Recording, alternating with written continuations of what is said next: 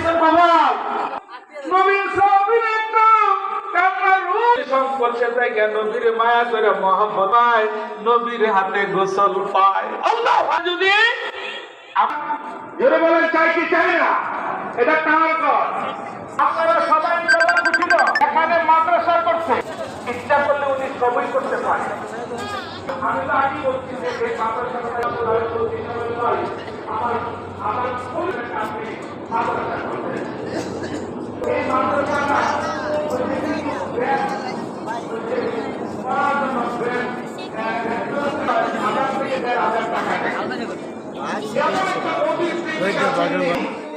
উনি বলে নাই এই যে মানুষের মাদ্রাসা করছে যে উত্তর আমি দিলাম, আমি প্রাণ খুলে দোয়া করবো।